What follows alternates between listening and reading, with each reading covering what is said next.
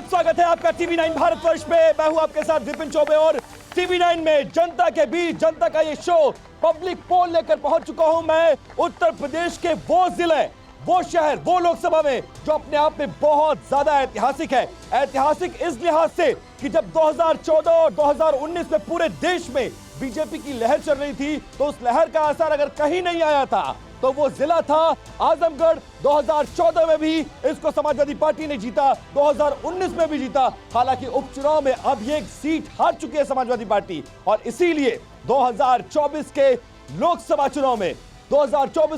चुनाव में इस सीट को जीतने के लिए वो तमाम कोशिशें की जा रही हैं जो ऐतिहासिक रूप से कर सकते हैं वो लोग। लेकिन कितनी कामयाबी मिलेंगी इसी पर चर्चा करेंगे। हमारे साथ मेहमानों का एक बड़ा पैनल होगा और बड़ी तादाद में आजमगढ़ की जनता है जो तालियां बजाकर अपना स्वागत करे।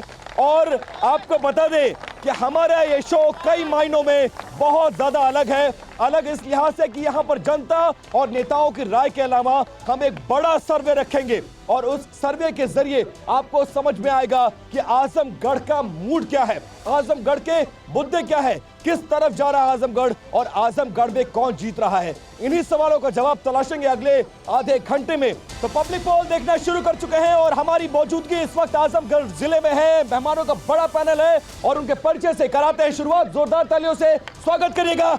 सबसे पहले हमारे साथ बीजेपी का पक्ष रखने के लिए श्री कृष्णपाल जी हैं जो कि बीजेपी के जिला अध्यक्ष हैं, बीजेपी का पक्ष रखेंगे। और इसके अलावा दूसरे नंबर पर समाजवादी पार्टी के राष्ट्रीय प्रवक्ता अशोक यादव जी हैं जो कि समाजवादी पार्टी का पक्ष रखेंगे।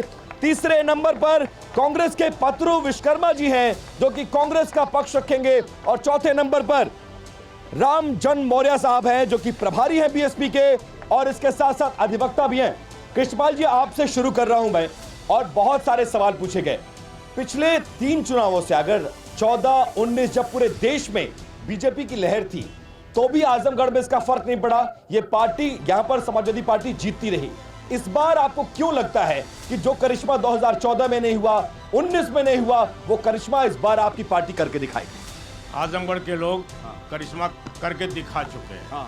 अब उसे फिर वो बाई इलेक्शन था और उसमें समीकरण कुछ और थे, ये आम चुनाव है इसलिए समीकरण कुछ और है। बाई इलेक्शन में भी आजमगढ़ की जनता ने हमें जिताया था और सामान्य जनरल चुनाव में भी भारतीय जनता पार्टी के साथ आजमगढ़ की पूरी जनता खड़ी है और हम काफी बड़े मार्जिन से चुनाव जीते। क्या ऐसा किया है आपने, क्या ऐसा किया है आपको लगता है कि जनता उस काम के बदौलत आपको 2024 में जीत दिलवाएगी? हमारे सांसद ने 2 साल में जितने काम किए हैं वो पिछले 20 साल में भी काम नहीं हुए हैं। सांसद के प्रयास से आजमगढ़ में विश्वविद्यालय, जिसको हम लोग छात्र जीवन से ही मांग किया करते थे, विश्वविद्यालय बन के तैयार है।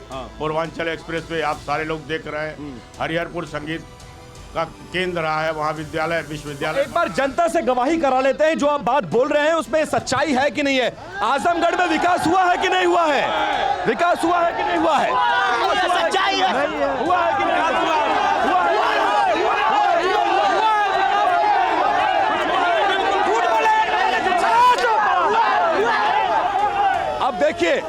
अब देखिए, अब आपसे चर्चा की शुरुआत कर रहे हैं शांति से। एक जो सर्वे हमारे रिपोर्टर्स ने किया है अलग अलग विधानसभाओं में जाकर, क्योंकि जो मामला है आजमगढ़ का वो बहुत अलग है। आजमगढ़ जिले में 10 विधानसभा सीटें आती हैं, 10 पर समाजवादी पार्टी का कब्जा है। ऐसे में सर्वे बहुत ज्यादा मायने रखता है। सर्वे की रिपोर्ट क्या कहती है? 2024 के लोकसभा चुनाव में टोटल वोटर आजमगढ़ में किसे वोट कर रहा है? बीजेपी को 41% वोट इस बार के लोकसभा चुनाव में मिलता हुआ नजर आ रहा। तालियां तो बजा दीजिए।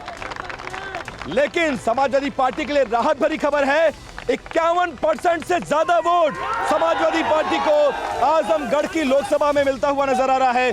बीएसपी को 7% और अदर्स को 1% मिलता हुआ नजर आ रहा है। तो आप ये बताइए, पलड़ा आपका भारी है। सुन लीजिए, अब अपने कैंडिडेट को सुनिए।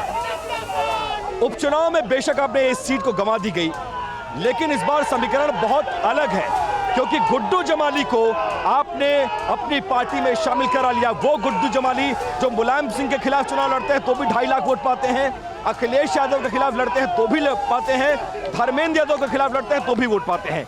इस बार क्या समीकरण है? देखिए, इस बार जो है स्पष्ट रूप से जीत का बार स्पष्ट रूप से जो जीत का आंकड़ा होगा समाजवादी पार्टी का वो 1 लाख से ऊपर का होगा।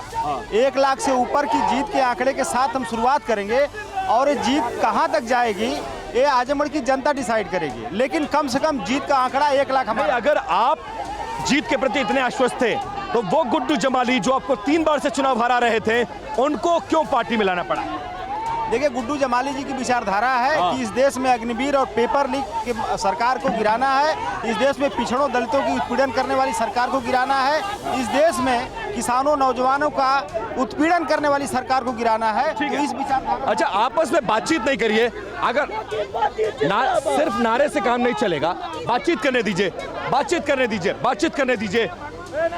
समाजवादी पार्टी के साथ आप चुनावी मैदान में हैं, 1 मिनट सुन लीजिए, पहले सवाल सुनिए। समाजवादी पार्टी के साथ आप चुनावी मैदान में हैं, आपकी भूमिका यहां पर क्या है? क्या महत्व रखता है कांग्रेस यहां पर?